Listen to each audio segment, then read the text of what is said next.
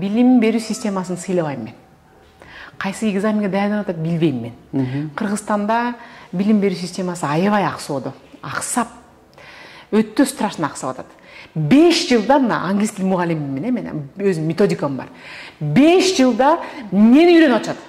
Иностранный факультетке тапшырат, сүйлөбөй чыгышат. 5 жылда контрагын төлөйт миллионго жакын.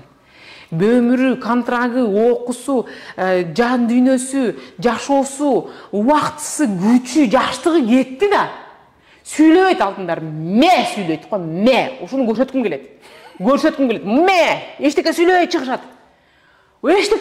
Мен сизге мугалим болуп келейин деп атам дейт. Мен түбүн айтып берчи десем, түбүн айта албайт. Мен түбүнү экинчи сабакта эле түшүндүрүп, мээңе куюп коем. 5 жылда сен түбүнү билбесең, эмнени билесиң дейм да, айланайын.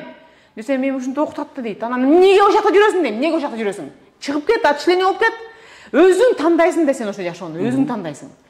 Билим берүү системасы кандай экзамен алып атат, кандай болуп атат билбейм мен.